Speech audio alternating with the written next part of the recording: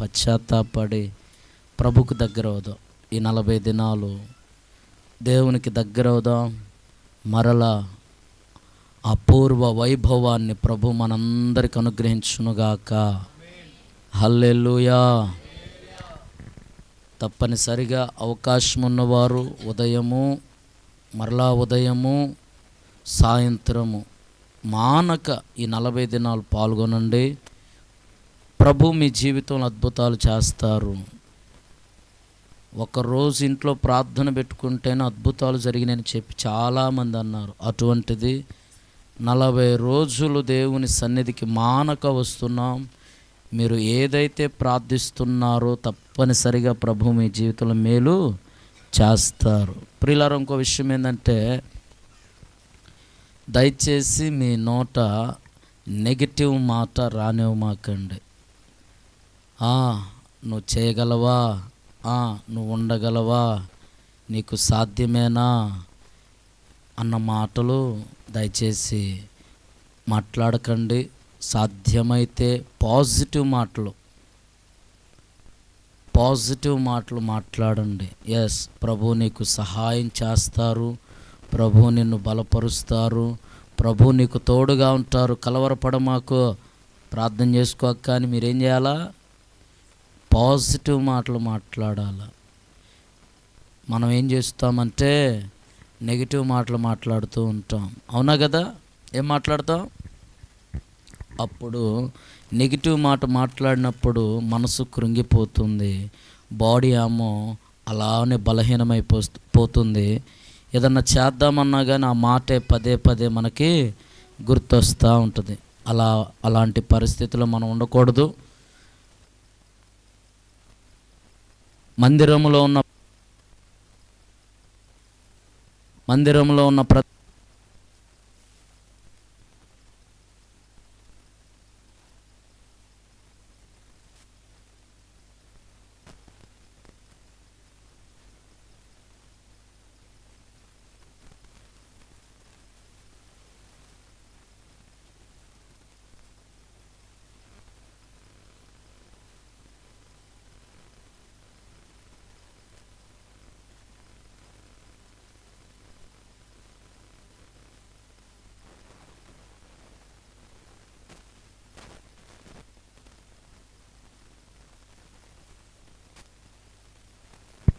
Praise the lord.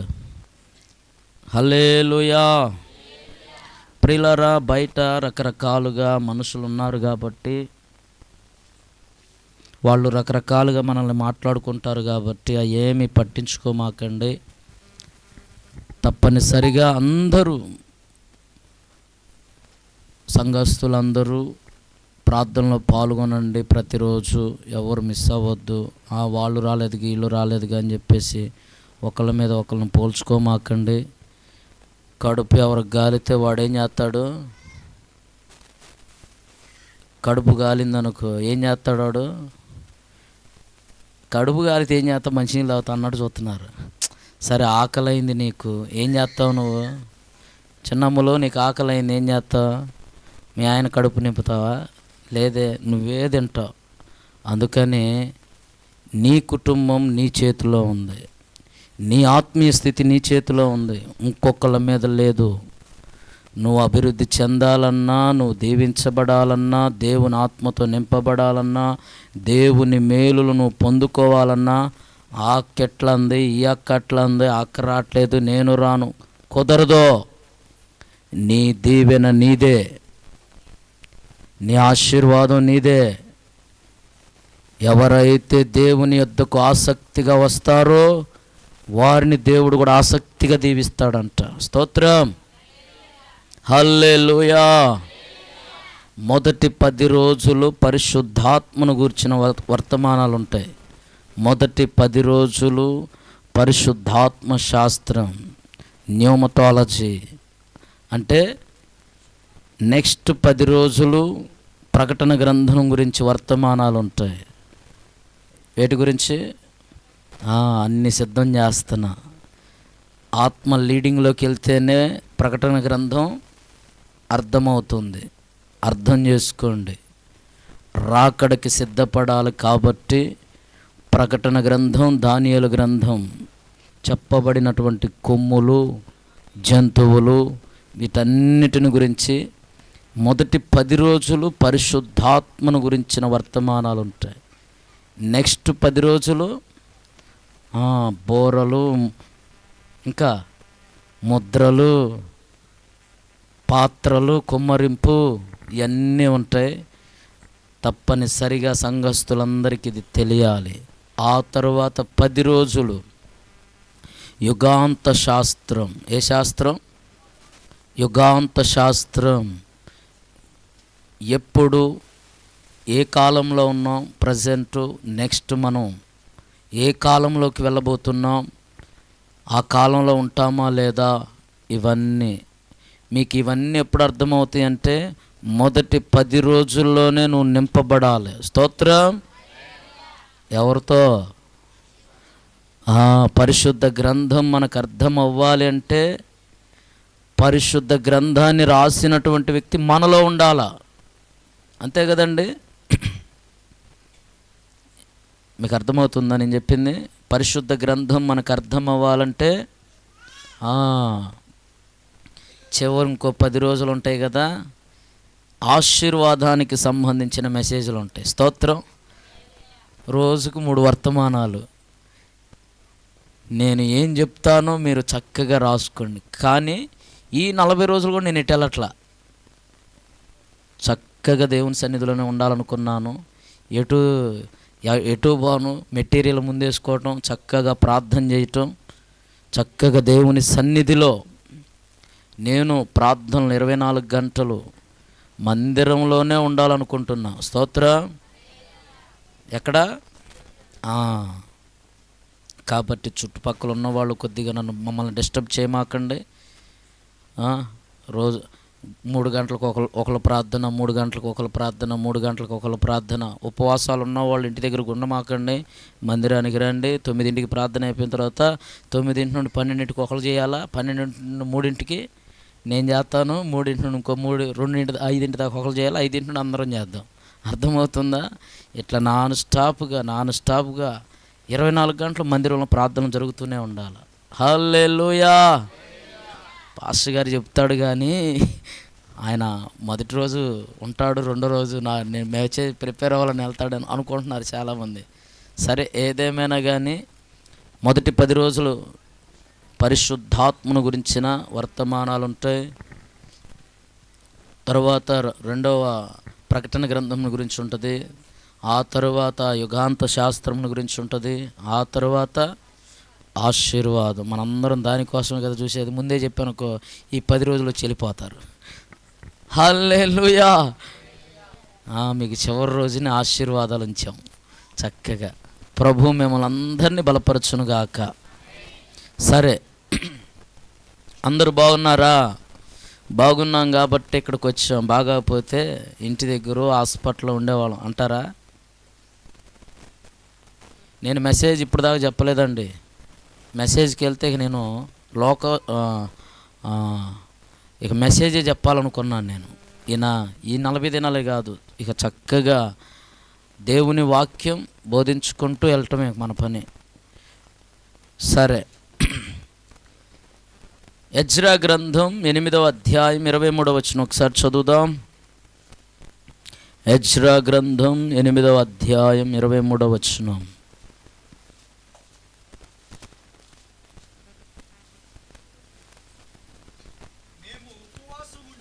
మేము ఉపవాసముండి ఆ సంగతిని బట్టి మా దేవుని వేడుకొనగా ఆయన మా మనవిని అంగీకరించెను. మహిమతో ప్రారంభించబడుతున్నటువంటి ఉపవాస ప్రార్థనలు. ప్రియులారా, ఉపవాసమును గురించి ఎన్నో సందేశాలు మీరు విన్నారు. ఉపవాసమును గురించి ఎన్నో మాటలు మీరు విన్నారు.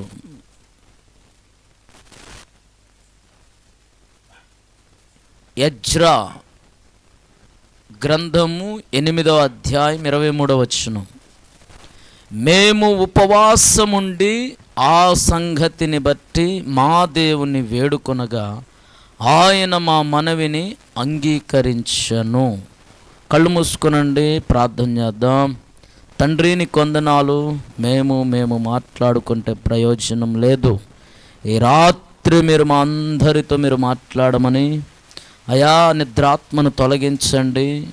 వాక్యాన్ని గ్రహించగలిగిన మనస్సును ప్రతి వ్యక్తికి మీరు అనుగ్రహించమని, ప్రతి వ్యక్తిని మీరు ప్రభువా నూతన బలముతో మీరు నింపమని ప్రభువా, అనేకులను ప్రభువా అయా నీ వాక్యానికి సిద్ధపరచండి. వాక్యం వెలగలిగిన మనస్సును దయచేయండి ప్రభువా. వాక్యము ధారాళంగా రాకుండా అడ్డుపడుతున్న శక్తులను దూరపరచమని, అయా నా తండ్రి రాత్రి ప్రార్థనలో పాల్గొన్న వారందరూ ఈ వాక్యము ద్వారా బలపరచబడుదురుగాక, ఆశీర్వదించబడుదురుగాక, ఉన్నత కార్యములు మీరు జరిగించమని, మనుషుని ఆలోచనలు మనుషుని మాటలు మరుగుపరిచి పరిశుద్ధాత్మ స్వరము ఈ ప్రాంతములో వినబడునుగాక, పరిశుద్ధాత్మ దేవుడే మాట్లాడునుగాక. వాడుకొనమని యేసు నామములో ప్రార్థిస్తున్నాను తండ్రి. ఒక ఆయన పాట పాడాడు, వాడుకో యేసయ్యా నీ కాడి నే మోస్తా, వాడుకో యేసయ్యా నీ కాడి నే మోస్తా, వాడిపోకముందే నన్ను వాడుకో, పొద్దు వాలిపోకముందే నన్ను వాడుకో, వాడిపోకముందే. పాడాలి, చప్పలు కొట్టాలి.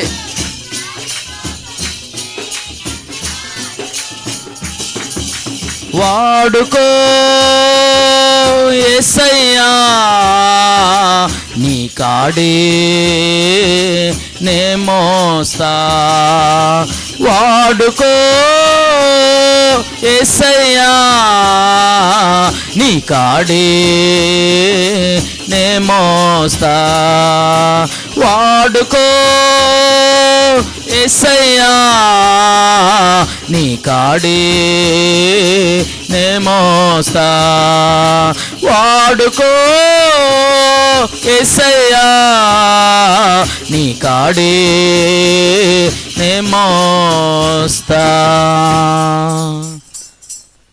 హల్లెలూయా. ఎజ్రా సహజంగా ఈ ఎజ్రా గ్రంథాన్ని ఎవరు రాశారు? ఎజ్రా గ్రంథాన్ని ఎవరు రాశారు అంటే ప్రియులారా, ఎజ్రానే రాశాడు. ఈయన ఎవరు అంటే యాజకుడు, ప్రవక్త. అయితే ఏ కాలంలో ఈయన ఈ యొక్క ఎజ్రా పుస్తకాన్ని రాశాడంటే మనకి రెండు భాగాలు ఉన్నాయి, క్రీస్తు పూర్వం, క్రీస్తు శకం. అందరూ వినాల, క్రీస్తు పూర్వం, క్రీస్తు శకం. క్రీస్తు పూర్వం అంటే యేసుక్రీస్తు ప్రభువారు శరీరధారికి ఈ లోకానికి రాకమునుపు జరిగినటువంటి చరిత్ర. క్రీస్తు శకం అంటే యేసుక్రీస్తు ప్రభువారు శరీరధారికి భూమి మీదకి వచ్చిన తర్వాత జరిగిన చరిత్ర. అయితే ఈ ఎజ్రా, ఈ యాజకుడు, ఈ ప్రవక్త గారు క్రీస్తు పూర్వం 450 to 400 BCలో ఈ యొక్క ఎజ్రా పుస్తకాన్ని ఆయన రాసినట్లు పండితులు తెలియజేస్తూ ఉన్నారు. అయితే ఈ పుస్తకాన్ని ఎక్కడ రాశారు, ఏ ప్రాంతంలో రాశారు అంటే కొంతమంది యెరూషలేము లేదా బబులోను అనే ప్రాంతాల్లో రాశారు అని చెప్పేసి పండితులు తెలియజేస్తూ ఉన్నారు. అయితే ఇక్కడ మనం ఒక వాక్యం చదువుకున్నాం, మేము ఉపవాసముండి ఆ సంగతిని బట్టి మా దేవుణ్ణి వేడుకొనగా ఆయన మా మనవిని అంగీకరించెను.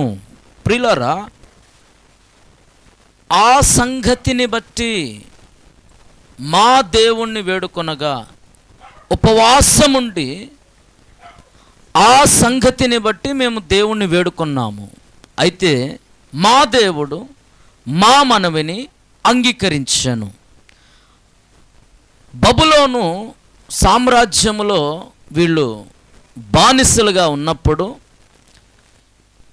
ఆ రాజుగారి కింద వీళ్ళు బానిసలుగా ఉన్నప్పుడు, ఈ ఎజ్రా కొంతమంది అధికారులు ఆ రాజు దగ్గరికి వెళ్ళి, అయ్యా మా దేశానికి వెళతాం, మమ్మల్ని పంపించండి, మేము మా దేవుణ్ణి ఆరాధించుకోవాలి, పాడైపోయినటువంటి మా మందిరాన్ని కట్టుకోవాలి అని వీళ్ళు తెలియజేస్తూ ఉన్నప్పుడు, ప్రియులారా, రాజుగారు వారికి అనుమతించారు. అయితే వీళ్ళు ప్రయాణమై వచ్చేటప్పుడు రాజుగారి యొక్క ప్రొటెక్షన్, రాజుగారి మీద వీళ్ళు ఆధారపడలేదు. వాస్తవంగా ఒకళ్ళు వేరే ప్రాంతానికి వెళ్తున్నప్పుడు రాజుగారు సైనికులను పంపించేవారు. వీళ్ళైతే రాజుగారి యొక్క సైన్యాన్ని మాకు కాపుదలగా పంపించని రాజుగారిని అడగలేదు. వీళ్ళ ధైర్యం ఏమిటి అంటే దేవుడు.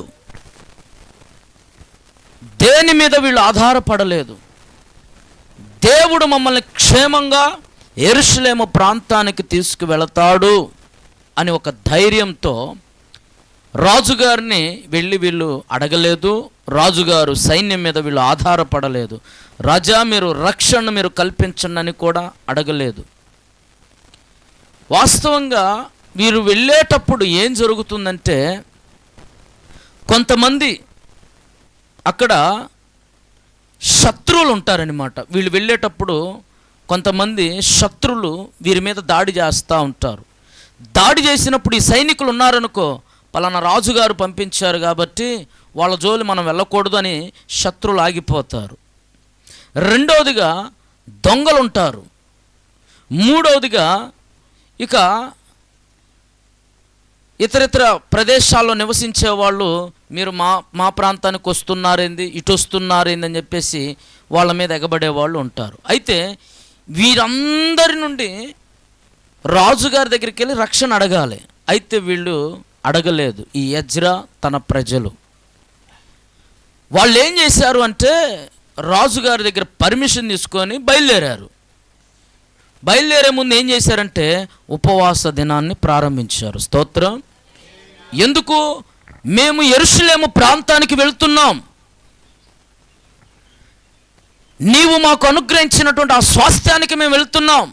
ఎన్నో సంవత్సరాలుగా ఆరాధనలు ఆగిపోయినాయి, ఎన్నో సంవత్సరాలుగా బలులు ఆగిపోయినాయి, ఎన్నో సంవత్సరాలుగా నిన్ను మనసారా కొనియాడే ఆ పరిస్థితులు ఆగిపోయినాయి. దేవా, మాకు ఇప్పుడు అవకాశం వచ్చింది, మేము యెరూషలేముకు వెళ్తున్నాము. అయితే మా ప్రయాణంలో మీరు తోడుగా ఉండండి. మార్గ మధ్యంలో శత్రువులు కానీ దొంగలు కానీ ఇతర మనుషులు కానీ మా మీద దాడి చేయకుండా, మాకు కీడు కల్పించకుండా నీవే మాకు ప్రొటెక్షన్గా ఉండండి అని చెప్పేసి ఇశ్రాయేలు సమాజం అంతా దేవుని సన్నిధిలో ఉపవాసం ఉండి ప్రార్థన చేస్తున్నారు. స్తోత్రం. హల్లెలూయా, హల్లెలూయా. ప్రియులారా, చూడండి, ఒక ఆత్మీయ పాఠాన్ని ఎజ్రా తన ఉపవాస ప్రార్థన ద్వారా మనకు తెలియజేస్తున్నాడు. శత్రులు మనకి పొంచి ఉన్నప్పుడు, కీడులు మనకి పొంచి ఉన్నప్పుడు, దొంగలు ఎవరైనా కావచ్చు మన మీద దాడి చేయాలని చూస్తున్నప్పుడు, మనకు తెలిసినప్పుడు మనమేం చేయాలో తెలుసా? దేవుని శక్తి మీద మనం ఆధారపడాలి. దేవుని కార్యం కొరకు మనం ఎదురు చూడాలి. వెంటనే సాధ్యమైతే పనులన్నీ పక్కన పెట్టేసి ఉపవాస ప్రార్థనలోనికి వెళ్ళిపోయి ప్రభు సన్నిధిలో గనక మనం వేడుకోగలిగితే, దేవుడు శత్రులను, దొంగలను, అధికారులను, మన మీద కీడు చేయాలని పొంచి ఉన్న ప్రజలను ఆయనే తీర్పు తీరుస్తాడు. స్తోత్రం. అందుకని ఎజ్రా అంటాడు, మేము రాజుగారి యొక్క సైన్యాన్ని రక్షణ కోరలేదు. ఎందుకంటే పాత నిబంధనలో ఆ వాళ్ళ పితరుల కాలములో దేవుడు చేసినటువంటి అద్భుతాలను బట్టి, ఆశ్చర్య కార్యాలను బట్టి మా దేవుడు మాతో ఉన్నాడు, ఏ సైన్యాన్ని మా మీదకి ఆయన రానివ్వడు, ఏ శత్రువు మా మీదకి రానివ్వడు ఆయన. అందుకని బైబిల్ గ్రంథంలో ఒక మాట ఉంటుంది, నీ కనుగుడ్డు ముట్టువాడు నా కనుగుడ్డు ముట్టినవాడే. అంటే చూడండి ఎంత స్పష్టంగా చెప్తున్నాడు. సాగరబాబు కనుగుడ్డు ముడితే ఎవరిది ముట్టినట్టంట? యేసయ్యది. స్తోత్రం, హల్లెలూయా. యజ్రాది గమనించాడు, యజ్రాది తెలుసుకున్నాడు దైవశక్తి, దైవ కార్యాలను. అందుకనే రాజుగారి సహాయాన్ని కోరలేదండి, రాజుగారి సహాయాన్ని కోరలా, రాజుగారి రక్షణ కోరలా. ఆయన చక్కగా ఉపవాసం ఉండి యాత్ర ప్రారంభించాడు. ఆనందయాత్ర, ఇది ఆత్మీయ యాత్ర, యేసుతో నూతన యెరూషలేము యాత్ర. మన యేసుతో నూతన యెరూషలేము యాత్ర, ఆనందయాత్ర, ఇది ఆత్మీయ యాత్ర, యేసుతో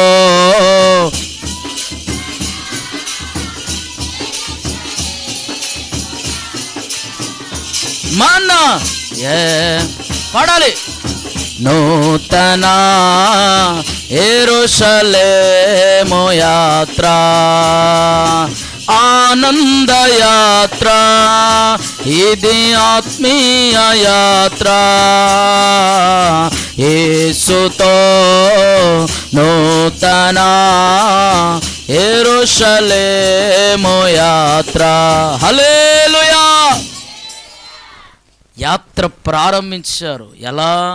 ఉపవాసంతో. అందుకనే గమ్యానికి చేరారు. అందుకని ఆయన అంటాడు, మేము ఉపవాసం ఉండి ఆ సంగతిని బట్టి మా దేవుణ్ణి వేడుకొనగా ఆయన మా మనవిని అంగీకరించను. మేము యెరూషలేము వెళ్తున్నామయ్యా నిన్ను ఆరాధించడానికి, నిన్ను సేవించడానికి. అయితే మార్గ మధ్యలో శత్రులు, దొంగలు దోచుకునే వాళ్ళు ఉంటారు, వారి బారి నుండి మమ్మల్ని కాపాడు ప్రభువా అని ఇశ్రాయేలు సమాజమంతా దేవుని సన్నిధిలో ఉపవాసం ఉండి ప్రారంభించారు యాత్ర. ఆ యాత్ర ఆనందయాత్రగా స్తుతులు పాడుకుంటూ, స్తోత్రగానాలు చేసుకుంటూ, ప్రభుని స్తుతిస్తూ వాళ్ళు వెళ్తుంటే ఎట్లా ఉందో తెలుసా? శత్రులు నోటి మీద వేలేసుకున్నారండి. వాళ్ళకి ఏ హాని జరగలేదంట. స్తోత్రం. ఈ రాత్రి నిశ్చయముగా ఈ 40 దినాల ఉపవాస ప్రార్థనలో దేవునితో మనం యాత్ర ప్రారంభించాం. ఇప్పుడు దేవునితో సహవాసం చేయాలని, దేవుని కార్యాలను చూడాలని, ఆయన చేసే మేలును మనం పొందుకోవాలని, ఇదిగో మొదటి రోజు ఆయనతో మనం యాత్రను ఏం చేసాం? ఉపవాస యాత్ర ప్రారంభించాం. ఈ యాత్ర ఎక్కడ దాకా పోవాలా? నవంబర్ 9 దాకా ఉండాలా? స్తోత్రం, హల్లెలూయా. యాత్ర ఆగకూడదు. ఆగాలని ఎవరైనా ట్రై చేసినా యజ్రాకి దేవుడు తోడుగా ఉన్నాడు, మనకు కూడా ఆయన తోడుగా ఉన్నాడు. స్తోత్రం. ఈ 40 రోజుల ఉపవాస ప్రార్థనలో నాకు శుభవచనమే రావాలని మీరు ప్రార్థన చేయండి. స్తోత్రం, హల్లెలూయా. ప్రియులారా, నిజమే, వాళ్ళు ఉపవాసం ఉండి ఇదిగో ఈ శత్రువులు, ఈ దొంగలు, ఇతర ప్రజల నుండి హాని ఉందని ప్రభు సన్నిధిలో ఉపవాసం ఉండి ప్రార్థించి గమ్యానికి చేరుకున్నారు. పాత నిబంధన, క్రొత్త నిబంధనలో గనక మనం చూస్తే ఉపవాసం అనేది చాలామంది భక్తులు చేశారు, ఉపవాస ప్రార్థనల్లో ఉన్నారు. మీరు చాలాసార్లు మీరు విన్నారు ఉపవాస ప్రార్థన అంటే ఏంది, ఉపవాస ప్రార్థన వల్ల ఉపయోగాలు ఏంది, అన్నీ మీకు తెలుసు. కొత్తగా చెప్పేదేమి లేదు, అందరికీ తెలుసు. తెలుసా లేదా? మరలా దాన్ని ఏమంటారంటే రిమెంబరా, అదేనా? అంటే ఏంది? ఆ, గుర్తు చేయటం, జ్ఞాపకం చేయటం. అప్పుడప్పుడు మనం మర్చిపోతాం. మాలోడు గుర్తొచ్చిద్ది. మనకు కూడా అంతే. అంత జరగాల్సిన నష్టం అంతా జరిగిన తర్వాత అరే ఉపవాసం ఉన్నట్టు పోయేదిరా అంటాం. కానీ ఇప్పుడు దేవుడు చక్కగా అవకాశం ఇచ్చాడు కాబట్టి చెబుతున్నాను. పాత నిబంధన క్రొత్త నిబంధనలో చాలామంది భక్తులు ఉపవాసం ఉన్నారండి.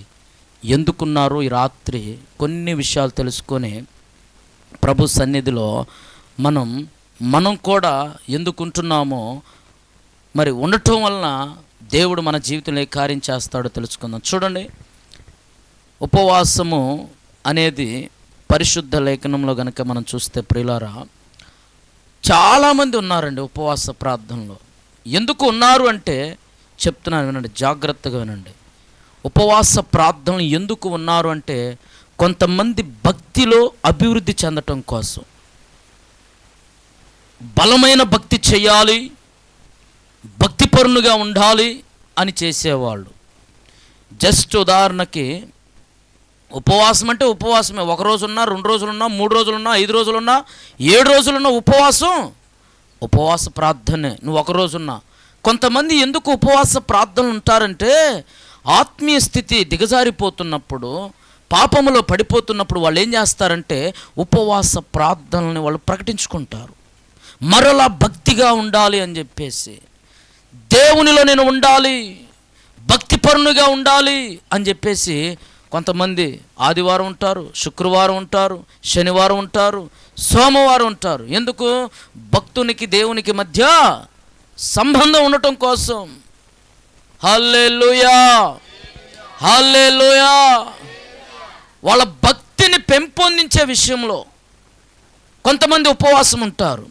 కొంతమంది దేవుని ఆశీర్వాదం కోసం, దేవుడు నన్ను ఆశీర్వదించాలి, నేను శాపాన్ని అనుభవిస్తున్నాను, ఈ ఉపవాస ప్రార్థన ద్వారా అయినా దేవుడు నన్ను బ్లెస్ చేయాలి, దేవుడు నన్ను ఆశీర్వదించాలని కొంతమంది ఆశీర్వాదం కొరకు, దేవుని ఆశీర్వాదం కొరకు ఉపవాసాలు ఉంటారు. స్తోత్రం, హల్లెలూయా.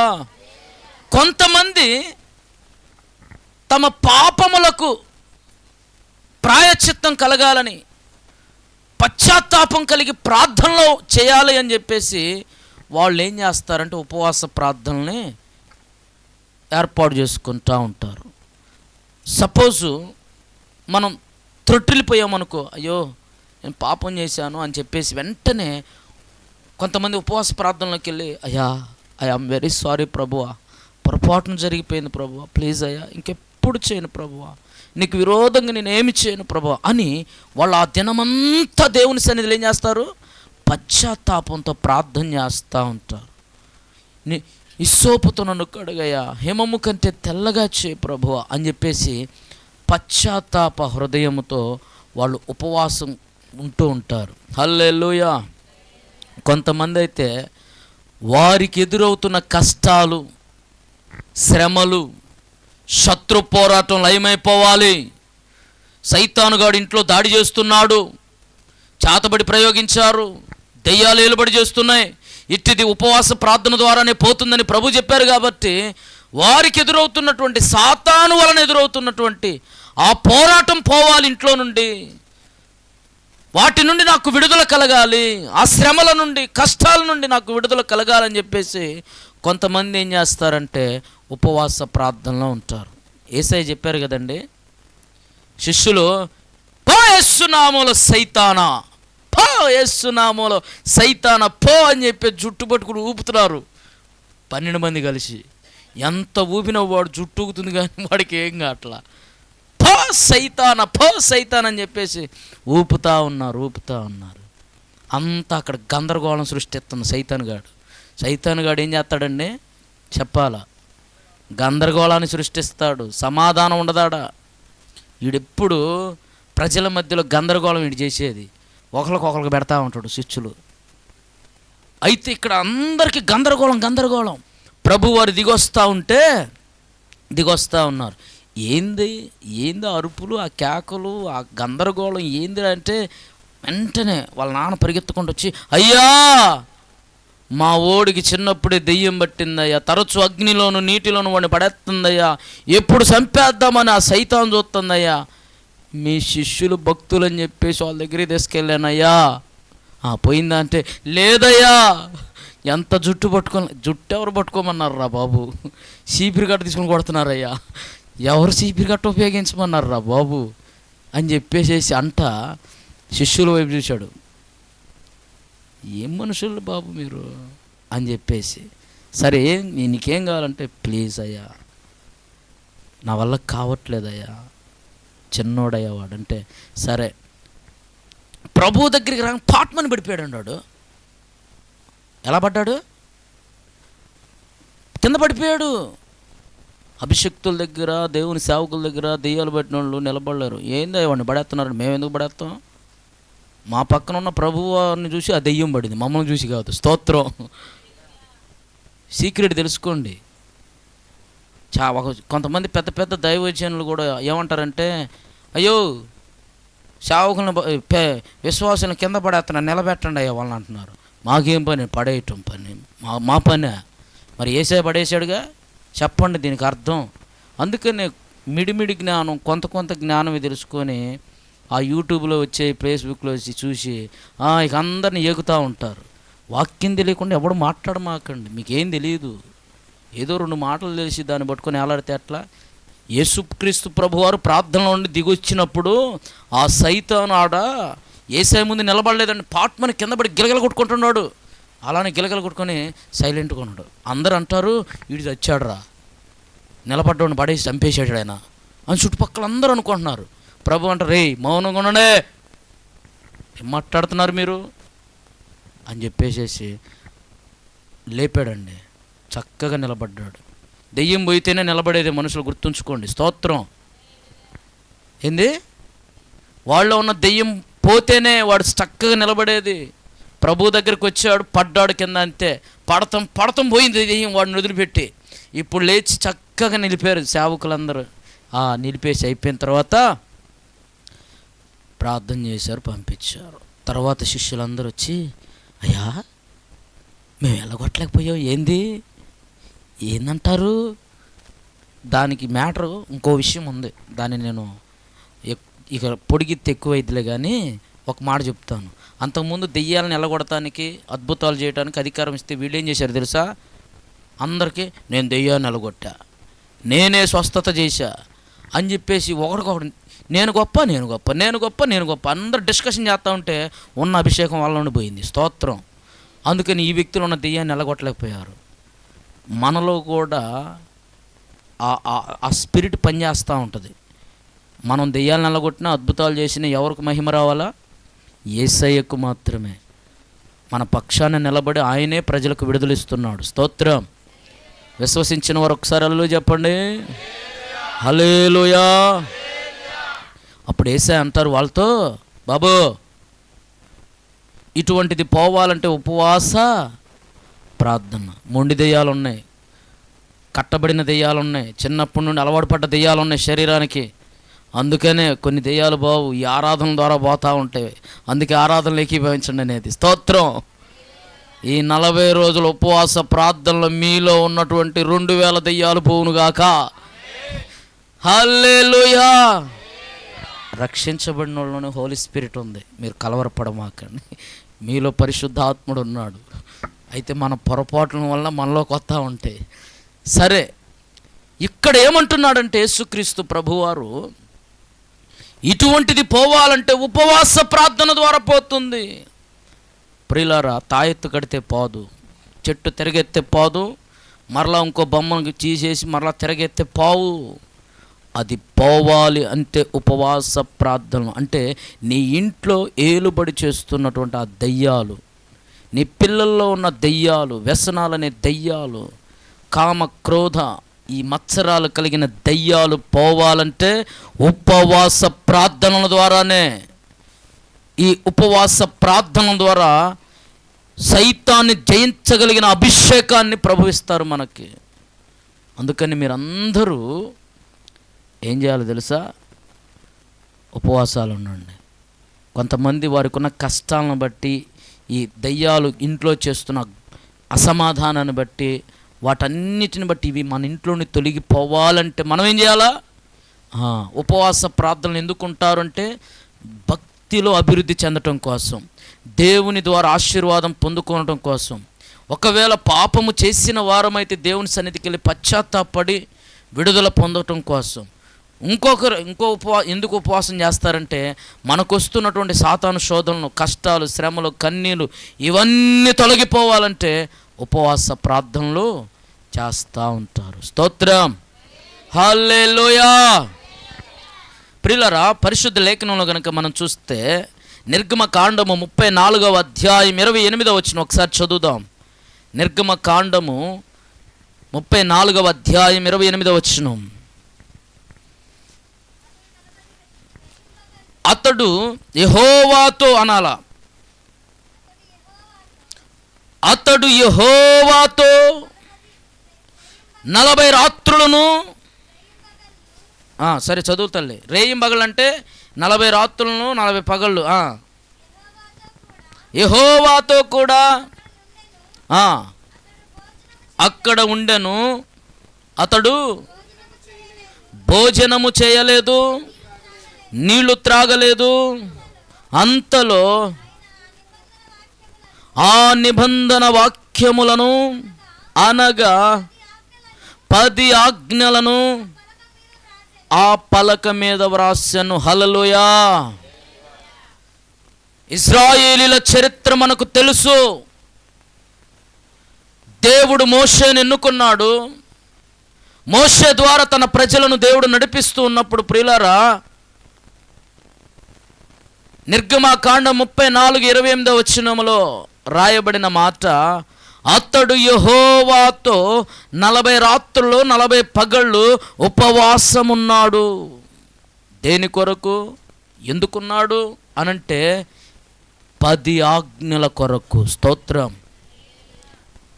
దేవుడు ఇశ్రాయేలు సమాజానికి ఒక 10 ఆజ్ఞలు ఇవ్వబోతూ ఉన్నాడు. అందుకని దేవుడు ఏం చేశాడంటే మోషేని సీనాయి పర్వతం మీదకి పిలిచాడు. ఈ మోషే రాత్రి పగళ్ళు అన్నపానాలు మరిచిపోయి తినకుండా దేవుని సన్నిధిలో ఉపవాసం ఉండి ప్రార్థన చేస్తున్నాడు. అన్నం తినలేదు, నీళ్లు తాగలేదు. అయితే ప్రియులారా, ఉపవాసం ఉన్నటువంటి ఈ వ్యక్తి ఎవరితో ఉన్నాడు? ఎవరితో ఉన్నాడు?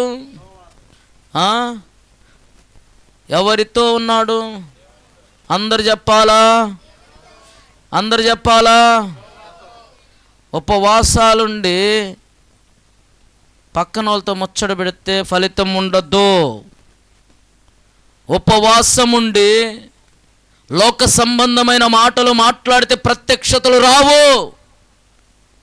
ఎందుకు నువ్వు ఉపవాసం ఉన్నావు? మోషే అందరిని విడిచిపెట్టేసి సినాయి పర్వతం మీదకి వెళ్ళిపోయి దివారాత్రులు దేవునితో అని రాయబడి ఉందండి ఆడ. విత్ గాడ్, మోషే దేవునితో అని రాయబడి ఉంది. అయితే మనం కూడా ఏం చేయాలా? ఈ రాత్రి ఉపవాసం ఉండాలని నిర్ణయించుకున్న వాళ్ళు, నేను చెప్పాను, మీ నోటికి ప్లాస్టర్లు వేసుకోవాలి. లోక సంబంధమైన మాట ఒక్కటి రాకూడదు. 24 hours సమయం కుదిరినప్పుడల్లా బైబుల్ చదవాలి, ప్రార్థనలో ఉండాలి. ఇదే మన ఆలోచనకి అంతే.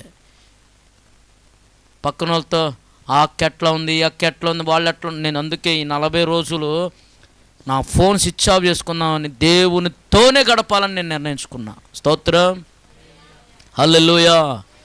ఉపవాసము 1 రోజున్నా, 2 రోజులున్నా, 3 రోజులున్నా, 4 రోజులున్నా, 40 రోజులున్నా దేవునితో ఉండాలి.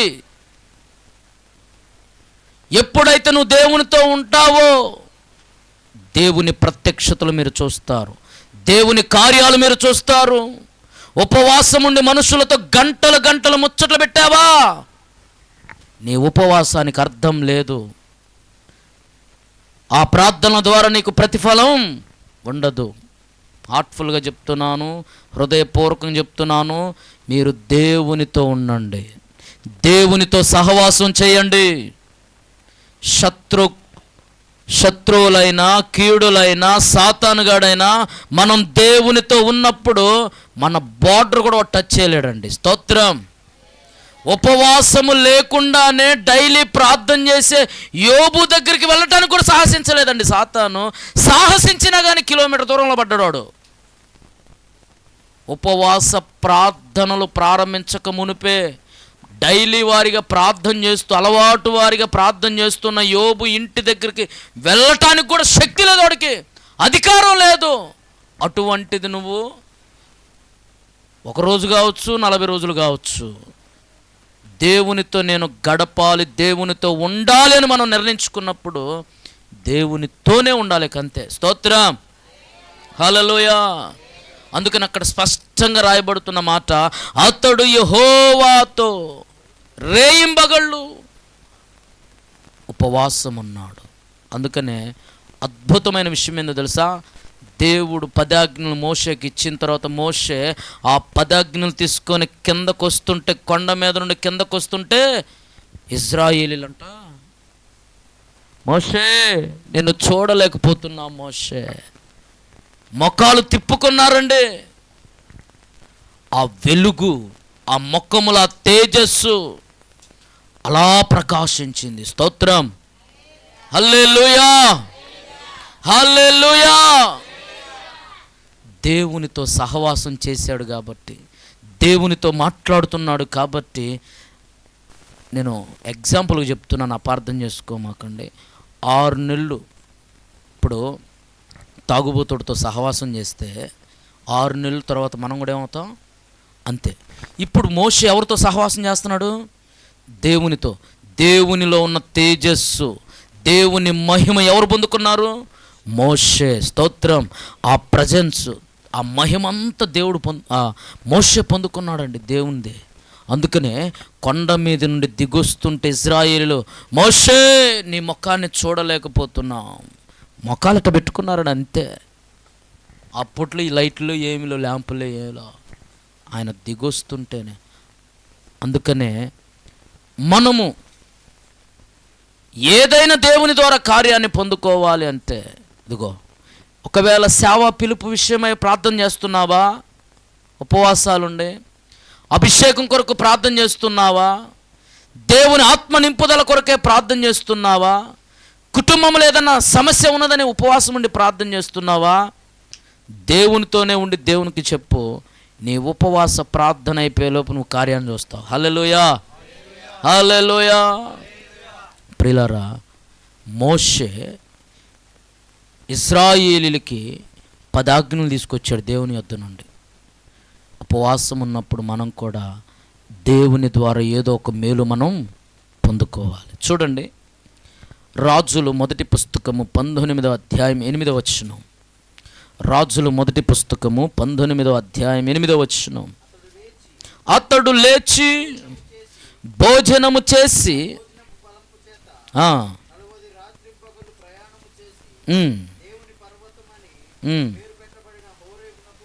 ప్రయాణము చేసి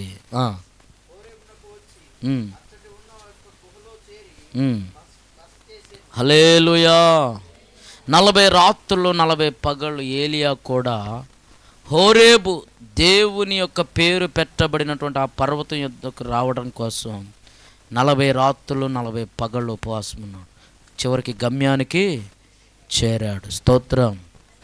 ప్రియులారా, పాత నిబంధనలో ఉపవాసాలు వారు దేని కొరకైతే ఉన్నారో ఆ కార్యాలను వాళ్ళు చూశారు, ఆ కార్యాలను వాళ్ళు పొందుకున్నారు. అందుకని చూడండి, ఎస్తేరు గ్రంథం 4వ అధ్యాయం 16వ వచనం ఒకసారి చదువుదాం. ఎస్తేరు గ్రంథం 4వ అధ్యాయం 16వ వచనం. నీవు పోయి యూదులనందరినీ సమాజ మందిరమునకు సమకూర్చి నా నిమిత్తం ఉపవాసముండి 3 దినములు అన్నపానములు చేయకుండుడి. స్తోత్రం. ఎస్తేరుకి ఏమన్నా అవసరమా? ఎస్తేరు రాజుగారి భవనంలో రాజుగారికి రాణిగా ఉంది. రాజుగారి భార్యగా ఉంది. ప్రియులారా, ఆమెకి తినడానికి తిండి ఉంది, ఉండడానికి నీడ ఉంది. చక్కగా వాళ్ళ ఆయన ఎవరు అమ్మ? వాళ్ళ ఆయన ఎవరు? రాజు.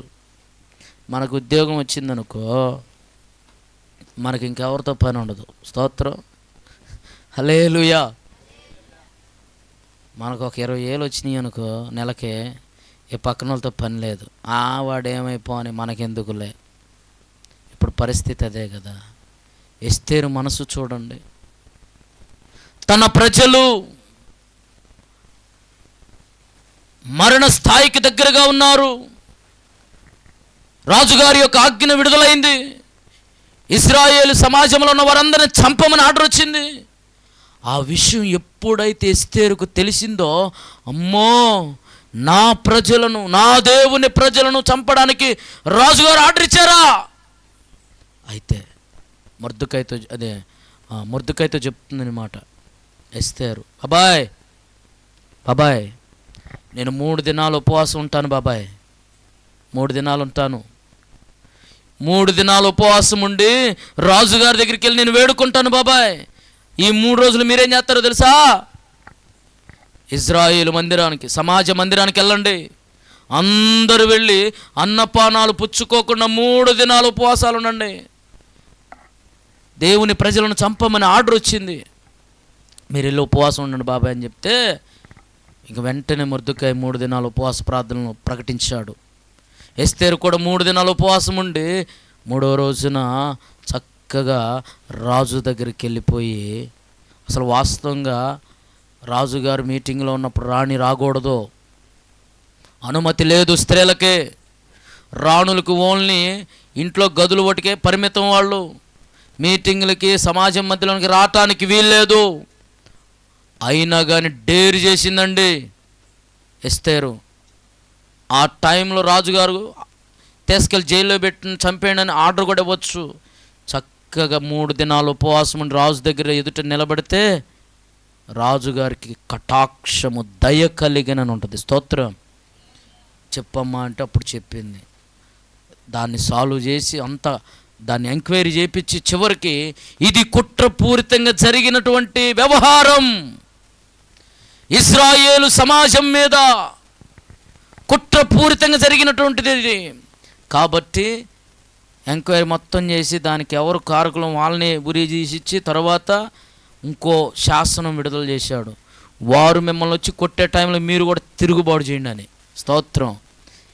ఆ శాసనం ఎప్పుడైతే విడుదలైందో ప్రియులారా, ఆ టైం రాగానే వాళ్ళు వచ్చి కొడతానికి వచ్చినప్పుడు వీళ్ళు కూడా తిరుగుబాటు చేశారు. ఇజ్రాయేలీలో ఒక్కరు కూడా చనిపోలేదంట. స్తోత్రం. అంటే తన ప్రజలు బాధల్లో ఉన్నప్పుడు, చావుకు దగ్గరగా ఉన్నప్పుడు, నేను బ్రతికితే చాలే, నేను క్షేమంగా ఉంటే చాలు అనుకోలా. వెంటనే ఉపవాస ప్రార్థనలు ప్రారంభించిందండి. అందరితో చెప్పింది 3 రోజులు. అందుకని కొన్నిసార్లు నేను ఒకరోజు అండి, ఓ పాస్టర్ గారు, నేను సేవ ప్రారంభించిన క్రొత్తలో, అప్పటికి నాకు పెళ్లి కాల, మంటతో అసలు ఒక వైరాగ్యంతో ఆత్మలను రక్షించాలి, ప్రభు సన్నిధికి నడిపించాలని ఉపవాసాలు ఉంటూ ప్రార్థనలు, బుధవారం ఉపవాసం, శని ఆదివారం ఉపవాసాలు, ఒక్కోసారి బాధ ఎత్తే శుక్రవారం 3 రోజులు ఉపవాసాలు ఉండేవాడిని. అట్లా గదుల్లో కూర్చొని ప్రార్థన చేస్తా ఉన్నాను. ఒకరోజు ఎట్లానే ఒక ఆయన పిలిచాడు, పాస్టర్ గారు పిలిస్తే వెళ్ళా. ఏంది అన్నం తినంటే, నేను తిన్న పాస్టర్ గారు. ఏదంటే ఉపవాసం పాస్టర్ గారు. దేని కొరకయ్యా అన్నాడు. ఆత్మను రక్షించాలి పాస్టర్ గారు, కార్యాలు జరగాలి పాస్టర్ గారు, ప్రజల్లో దైవశక్తిని వాళ్ళు చూడాలి పాస్టర్ గారు అంటే దొరక అన్నాడు. సరేలే అని సైలెంట్గా ఉన్నా. ఈలోపు ఒక ఆయన వచ్చాడండి. పాస్టర్ గారు మా అబ్బాయికి జాబు రావాలి పాస్టర్ గారు, రావట్లేదు, మా ఇంట్లో ఒక 3 రోజులు ఉపవాస ప్రార్థనలు పెట్టు అన్నాడు. ఏందే 3 రోజులు ఉపవాస ప్రార్థనలు పెట్టండి? నువ్వు వచ్చి 3 రోజులు పెట్టమంటావు, ఇంకొకళ్ళు వచ్చి 7 రోజులు పెట్టమంటారు. అట్లా 4 రోజులు అనుకో, నేనేం తినాలా? నా భార్య పిల్లలు ఏమైపోవాలన్నాడండి నా ముందే. నా భార్య పిల్లలు ఏమైపోవాలా? ఇక 4 రోజులు మీరు అందరూ వచ్చి రోజుకు ఒకళ్ళు ఉపవాసం ఏర్పాటు చేస్తే నా పరిస్థితి ఏంది, నా ఆరోగ్య పరిస్థితి, నా భార్య పిల్లలు ఏమైపోవాలి అని అంటే నాకు అనిపించింది, ఈడట్ట సేవకు వచ్చాడు రా బాబు అనిపించింది. హల్లెలూయా. ఈడట్టొచ్చాడు రా బాబు సేవకి, ఈయన ఎవరు పిలిచారంటే తర్వాత తెలిసింది ఆయన దేవుడు పిలవలేదు, ఎవరు పిలవలేదు, ఆయనే వచ్చాడంట. స్తోత్రం. ఆయనంతటా ఆయనే వచ్చినాడు. అట్టుంటాడండి. స్వార్థపూరితంగా సేవ చేయాలన్నట్లు ఉంటారు.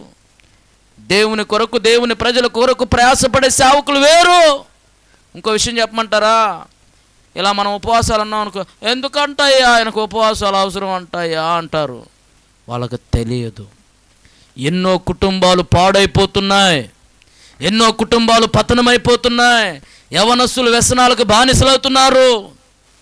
ఏమో ఈ ప్రార్థన ద్వారా కొంతమంది అయినా దేవుని వైపు తిరుగుతారేమో. స్తోత్రం. హల్లెలూయా. పడిపోయిన విశ్వాసులు కూడా మరలా బలాన్ని పొందుకోవచ్చేమో. అటో ఇటో ఇటో అటో అని తప్పడడుగులు వేసేవాళ్ళు కూడా స్టాండర్డ్గా నిలబడొచ్చామో ఈ ఉపవాస ప్రార్థన ద్వారా. దేవుడు తన ఆత్మ ద్వారా తన కార్యాలను జరిగిస్తూ ఉంటాడండి. రోజు ముచ్చట్లాడుకుంటున్నాం కదా, ఎందుకు లెక్క ఉపవాస ప్రార్థనలోనే ఆడకన్నా వెళ్తే దేవుడు కొన్ని మనతో మాట్లాడతాడు లెక్క, వెళ్దాంపా అని చెప్పేసి వచ్చేవాళ్ళు కూడా దేవునిలో ఎదగొచ్చాము. స్తోత్రం. హల్లెలూయా. హల్లెలూయా. ఎస్తేరుకి ఏం తక్కువ అండి? ఏం తక్కువమ్మా? సమృద్ధిగా ఉన్నాయండి. కానీ తన ప్రజలు ఎక్కడ నాశనం అయిపోతారా, నా జాతి మొత్తం లేకుండా పోతుందేమో, నా దేవుడు ఎన్నుకున్నటువంటి నా ప్రజలు అని చెప్పేసి ఆమె కూడా ఉపవాసాలు ఉంది. స్తోత్రం. ఈరోజు నీ ఇల్లు కూలిపోతుంటే, నీ ఇల్లు పతనమైపోతుంటే ఉపవాసం ఉండాలన్న ఆలోచన వస్తుందా? పానీలే పానీలే పాడిందే పాడురా ఏముంది, ఇవన్నీ అన్ని కుటుంబాల్లో జరుగుతున్నాయిగా. నో. ఒక ఉపద్రవం, ఒక శోధన, ఒక కీడు మనకి సంభవిస్తున్నప్పుడు వెంటనే ఫాస్టింగ్ ప్రారంభించినప్పుడు ఏ సాతాను క్రియ అయితే ఇంట్లో ఏలుబడి చేస్తుందో దేవుడు దాన్ని పూర్తిగా ఏర్లతో సహా పెకిలిస్తాడండి. స్తోత్రం. హల్లెలూయా. హల్లెలూయా. 3 రోజులు ఉపవాసం ఉంటే రాజుగారు కూడా, ఆయన మనసు కూడా ఏమైపోయింది, మార్చబడిందండి. శాసనం మార్చేశాడని అంతే దేవుడు. రాజ్యాలు కావచ్చు, రాజులు కావచ్చు, అధికారులు కావచ్చు, మన మీదకి లేస్తున్నప్పుడు ఉపవాస ప్రార్థనలు సంఘం ప్రారంభించినప్పుడు దేవుడు వారి మనసులను ఏం చేస్తాడు, మార్చేస్తాడు. ఈ రాత్రి మోషే ఉపవాసం ఉన్నాడు, 10 ఆజ్ఞలు పొందుకున్నాడు ఇజ్రాయెల్ సమాజానికి. ఏలియా ఉపవాసం ఉన్నాడు, హోరేబు పర్వతానికి దేవుడు నడిపించాడు. ఎస్తేరు ఉపవాసం ఉన్నది, తన ప్రజలను రక్షించుకున్నది. స్తోత్రం. హల్లెలూయా. హల్లెలూయా. మత్తయి సువార్త 4వ అధ్యాయం, మత్తయి సువార్త 4వ అధ్యాయం 2వ వచనం. 40 దినములు 40 రాత్రులు ఉపవాసముండిన పిమ్మట ఆయన ఆకలి గొనగా ఆ శోధకుడు ఆయన యొద్దకు వచ్చి, కుమారుడు అయితే చాలు. యేసుక్రీస్తు ప్రభువారు ఆయన 40 రాత్రులు 40 పగళ్ళు ఉపవాసం ఉన్నాడు. ప్రియులారా, ఎప్పుడైతే యేసుక్రీస్తు ప్రభువారు బ్యాప్టిజం పొందాడో పరిశుద్ధాత్మ ఆయన మీదకి రాగానే ఆయన ఆత్మ బలముతో అరణ్యమునకు వెళ్ళాను. ఆత్మ ప్రేరేపణతో. ఎలా వెళ్ళిపోయాడు? పరిశుద్ధాత్మ ప్రేరేపణతో అరణ్యానికి వెళ్ళిపోయాడు. 40 రాత్రులు 40 పగళ్ళు ఏం చేశాడంట? ఆయన ఉపవాసం ఉన్నాడు. స్తోత్రం. ఏమన్నాడు?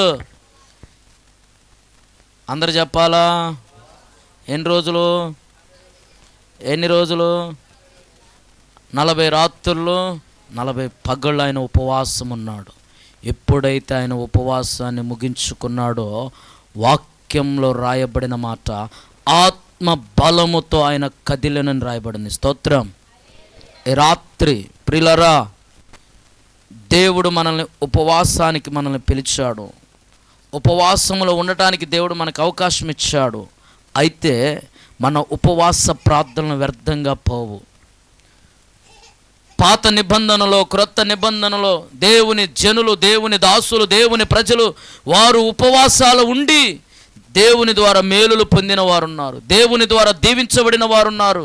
సాతాను సామ్రాజ్యాన్ని పూర్తిగా వారి కుటుంబంలోనే తొలగించుకున్నటువంటి ఆ సందర్భాలు కూడా ఉన్నాయి. అయితే యేసుక్రీస్తు ప్రభువారు కూడా 40 రాత్రులు 40 పగళ్ళు ఆయన ఉపవాసం ఉన్నాడు. ఎందుకో తెలుసా?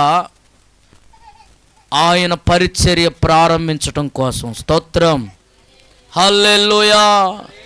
క్రైస్ట్ మిషన్ అని రాయబడి ఉంది. క్రైస్ట్ మిషన్ అంటే యేసుక్రీస్తు ప్రభువారి యొక్క మిషన్ లేదా మినిస్ట్రీ, పరిచర్య. ఆయన తన పరిచర్యను ప్రారంభించాడు. ఎలా? 40 రాత్రులు 40 పగళ్ళు ఉన్న తరువాత ఆత్మ బలముతో ఆయన కదిలాడండి. ఎప్పుడైతే ఆత్మ బలముతో ఆయన కదిలాడో ఆయన పరిచర్యలో అన్ని ఆశ్చర్యకార్యాలే. స్తోత్రం, హల్లెలూయా. అన్ని అద్భుతాలే. మగవాళ్ళు మాట్లాడుతున్నారు, గుడ్డోళ్ళు చూస్తున్నారు, చెవిటోళ్ళు వింటున్నారు, చచ్చిపోయిన వాళ్ళు లేస్తున్నారు. అనేకులు యేసుక్రీస్తు ప్రభు వారి యొద్దకు వస్తున్నారు. ఆయన మాట్లాడుతుంటే దయగలిగిన మాటలు, ప్రేమ కలిగిన మాటలు అనేకులు మార్చబడుతున్నారండి. వ్యభిచారులు, దొంగలు, హంతకులు సైతము యేసయ్య దగ్గరకు రాగానే ఆ పవర్, ఆ అభిషేకం ట్రాన్స్ఫర్ అయిపోతుందండి. యేసు ప్రభు వారు జక్కయ్య ఇంట్లో అడుగు పెట్టగానే జక్కయ్య అంటున్నాడు, అయ్యా నేను దోచుకున్నానయ్యా, అన్యాయస్తున్నాయని ఒప్పుకుంటున్నాడు. ఆటోమేటిక్గా ఆ పవర్ యాక్టివేట్ అవుతూ ఉన్నదండి. అందుకనే ఈ రాత్రి మనం కూడా మనకున్నటువంటి పరిస్థితులను బట్టి, ఇంట్లో ఉన్నటువంటి ప్రతి పరిస్థితిని బట్టి, ప్రతికూల పరిస్థితులను బట్టి మనం ఏం చేయాలంటే ఉపవాస ప్రార్థనలు ఏర్పాటు చేయాలి. స్తోత్రం. ఇది ఒక చక్కని అవకాశం అండి మనకి. చక్కగా ఈ ఉపవాస ప్రార్థనలు అందరూ కుటుంబాలతో పాల్గొనండి. మీరు కన్నీరు గార్చి ప్రార్థన చేయండి. మీ అప్పుల విషయం కావచ్చు, ఎవరైతే మీ ఇంట్లో ఎవరైతే ఇంకా రక్షణ లేదో, ఎవరైతే ఇంకా త్రాగుతున్నారో, ఇంకా ఎవరైతే వ్యసనాలకు బానిసలైపోయారో, ఇంకా ఎవరైతే మందిరానికి రావట్లేదో, ఈ 40 రాత్రులు 40 పగళ్ళు మీరు ఏం చేస్తారో తెలుసా? విశ్వాసంతో వాళ్ళ కొరకు ప్రార్థనలు చేయండి. సాధ్యమైతే ఉపవాసం ఉండగలిగితే ఉపవాసం ఉండండి. లేదు పాస్టర్ గారు రోజుకొచ్చి ఒకసారి ఉంటాను, నేను ఒకసారి తిని ఉంటానంటే పర్వాలేదు. కానీ మీరు మాత్రం ఈ 40 రోజులు ఉపవాస ప్రార్థనలు మీరు మిస్ అవ్వద్దు. హల్లెలూయా. పాత నిబంధన, క్రొత్త నిబంధనలో వాళ్ళందరూ ఉపవాసం ఉండటానికి గల కారణం ఏంటంటే ఒక్కొక్కరు ఒక్కొక్క సందర్భాల్లో వాళ్ళు ఉన్నారు. ఈ రాత్రి మనం కూడా ప్రియులారా, మన ఇంట్లో ఎన్నో పరిస్థితులు ప్రతికూలంగా ఉన్నాయి. ఇంట్లో కొంతమంది మనకి తిరుగుబాటు స్వభావం, అప్పులు, కష్టాలు, మనశ్శాంతి లేకపోవటం, అధైర్యం, ఎప్పుడు శాపం అనే వెంటాడుతుంటుంది. నీవే శపించుకునే పరిస్థితులు ఇవన్నీ మనకుంటున్నప్పుడు ఎప్పుడైతే దేవునితో మనం ఉపవాసం ఉంటామో, దేవునితో సహవాసం చేస్తామో, ఉపవాసం ఉండి దేవుడు ఆ శాపం అనే కట్లు, అనారోగ్యం అనే కట్లు, అప్పులనే కట్లు ఇవన్నిటిని దేవుడు తొలగించి తన యొక్క ఆశీర్వాదాన్ని మనకు అనుగ్రహిస్తారు. స్తోత్రం. అపోస్తులు కూడా ఉపవాసం ఉన్నారు అని చెప్పేసి వాక్యం తెలియజేస్తుంది. ఎందుకంటే పనుల కొరకు ప్రత్యేకంగా ఒక్కొక్కరు వాళ్ళు పని చేయటం కోసమని రాయబడి ఉంది. ఈ రాత్రి ఎజ్రా అదే అంటాడు, ఇదిగో మేము ఉపవాసం ఉండగా ఆ సంగతిని బట్టి మీరు కూడా మనసులో ఫీడ్ చేసుకుంటారో, పేపర్ల మీద రాసుకోండి. నేను ఈ సంగతిని బట్టి ఉపవాస ప్రార్థనకు వస్తున్నాను, నేను ఈ సంగతిని బట్టి ఉపవాసం ఉంటున్నాను. ఈ 40 దినాలు అయిపోయేలోపు కార్యాలు జరగాల. స్తోత్రం, హల్లెలూయా, హల్లెలూయా. ఎజ్రా అంటున్నాడు, ఆ సంగతిని బట్టి మేము ఉపవాసం ఉన్నాం. మా దేవుడు అంటున్నాడు అక్కడ. అసలు అద్భుతమైన మాట. ఏ మాట? మా దేవుడు మా ప్రార్థన అంగీకరించను. మీరు కూడా అంతే. మీరు ఏ విషయాలను బట్టి సఫర్ అవుతున్నారో, బాధపడుతున్నారో రాసుకోండి. ఈ సంగతిని బట్టి నేను రోజు ఉపవాసం ఉంటున్నాను. ఈ సంగతిని బట్టి, ఒకవేళ నేను సేవను బట్టి, అభిషేకాన్ని బట్టి, ఆత్మ నింపుదలను బట్టి, కృపావరాలను బట్టి, ప్రవచన వరాన్ని బట్టి నేను ఉండాలనుకుంటున్నాను, పొందుకోవాలని చెప్పేసేసి ఆ సంగతిని బట్టి అక్కడ రాయండి. నేను మందిరాన్ని బట్టి ఉపవాసం ఉంటున్నాను, మనకు మందిరం లేదు, మందిరాన్ని బట్టి నేను ఉపవాసం ఉంటున్నాను పాస్టర్ గారు అని చెప్పేసి అనుకుంటున్నావా? రాయి. 40 దినాలు అయిపోయేలోపు ఏ సంగతిని బట్టి అయితే మనం ప్రార్థిస్తున్నామో ఆ సంగతిని బట్టి ప్రభు మన జీవితంలో కార్యము చేయనుగాక. హల్లెలూయా, హల్లెలూయా. ఎవరైనా నిన్ను విసిగిస్తున్నారా? ఎవరైనా నిన్ను హింసిస్తున్నారా? ఎవరైనా నీకు కీడు చేయాలనుకుంటున్నారా? నీ శత్రువులు నీ మీదకి లేస్తున్నారా? అయితే నువ్వేం చేయాలి తెలుసా? వాళ్ళ పేరును రాసి, అయ్యా వీళ్ళని మాత్రం నాశనం చేయమాకయ్యా, వీళ్ళని మార్చాయా అని చెప్పేసి ఏం చేయాలి? నువ్వు ఆ సంగతిని బట్టి ప్రార్థన చేయి. స్తోత్రం. వాళ్ళు నాతో పలకట్లేదు ప్రభువా, వాళ్ళు నాతో పలకాలి ప్రభు అని ప్రార్థన చేయి. చక్కగా వాళ్ళు నీకు వచ్చి వందనాలు చెబుతారు. స్తోత్రం, హల్లెలూయా. ప్రియులారా, అందుకనే ఎజ్రా అంటున్నాడు, ఆ సంగతిని బట్టి. ఏ సంగతి? మార్గ మధ్యంలో శత్రువులు, దొంగలు, దోచుకునే వాళ్ళు, ఇతరులు మమ్మల్ని అందరినీ నాశనం చేస్తారేమోనని చెప్పి దేవుని సన్నిధిలో ఉపవాసం ఉండి యాత్రను ప్రారంభించారు. ఆ యాత్ర చివరికి యెరూషలేము దగ్గర క్షేమంగా వెళ్ళిపోయారు. మనం కూడా ఇంట్లో ఎదుర్కొంటున్న ప్రతి పరిస్థితిని బట్టి, చదువులేని వాళ్ళు మీరు మనసులో ఫిట్ చేసుకుని రోజు ఆ సంగతిని బట్టి ప్రార్థన చేయండి. మీకు అర్థమవుతుంది, ఇంట్లో కదలికలు ప్రారంభమవుతాయి, వాళ్ళలో మార్పు స్టార్ట్ అవుతుంది. స్తోత్రం, హల్లెలూయా. మనం వేటి కొరకైతే, ఏ సంగతులను బట్టి అయితే ఉపవాసం ఉండి ప్రార్థిస్తున్నామో ఈ 40 దినాల ఉపవాస ప్రార్థనల కల దేవుడు మన జీవితంలో కార్యాలు చేయనుగాక. లేచి నిలబడదాం, చివరి ప్రార్థన చేసుకుందాం. అందరం లేచి నిలబడదాం. Thank you Lord. రేపటి నుండి మరి సమయానుకూలంగా ఉంటుంది. దయచేసి ఎవ్వరు, మొదటి రోజు కదా కొద్దిగా ఆలస్యమైంది. రేపటి నుండి ఉదయము 2 ఆరాధనలు, సాయంత్రము 1 ఆరాధన జరుగుతుంది. వ్యక్తిగతంగా ప్రార్థనలో ఉండాలి అనుకుంటే తప్పనిసరిగా 1 తర్వాత అయిపోయిన తర్వాత 6 దాకా ఖాళీయే మందిరం, 7 దాకా ఖాళీయే. చక్కగా అందరూ వ్యక్తిగతంగా ప్రార్థనలో ఉండొచ్చు. అందరూ ఓ తీర్మానం కలిగి ప్రార్థన చేద్దాం. మనస్సులో ఫీడ్ చేసుకోండి. ఏ సంగతిని బట్టి నువ్వు ఉపవాస ప్రార్థనలకు వస్తున్నావో, ఒకవేళ నీ శరీరం బలహీనంగా ఉన్నామో వాటిని బట్టి నేను ఉపవాస ప్రార్థనలకు వస్తున్నాను, వాటిని బట్టి నేను ఉపవాసం ఉంటున్నాను అని నువ్వు గనక ప్రభు సన్నిధిలో నిండు మనస్సుతో ప్రార్థించగలిగితే, ఎజ్రా జీవితంలో, ఇశ్రాయేలీయుల జీవితంలో కార్యము చేసిన దేవుడు ఆయన ఇంకా బ్రతికే ఉన్నారు. ఆయన మన మధ్యలో ఉన్నారు. ఆయన మన ప్రార్థన ఆలకిస్తారు. ప్రతి ప్రార్థన ఆయన వింటారు.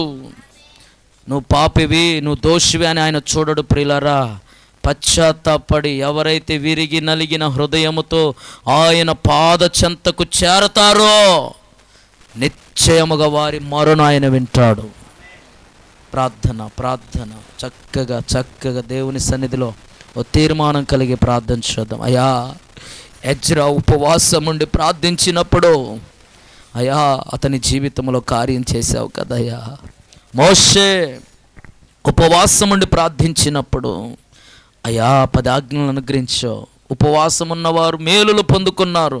వారు వేటి కొరకైతే ఉన్నారో అవి వారు పొందుకున్నారు. ఈ రాత్రి మేము కూడా నాయన నీ పాద చెంత చేరి ప్రార్థిస్తున్నాం ప్రభువా. అయ్యా, ఈ ఉపవాస ప్రార్థన లోకస్తులకు వెర్రితనంగా కనబడొచ్చామో కానీ సేవకులకు, సంఘానికి రక్షించ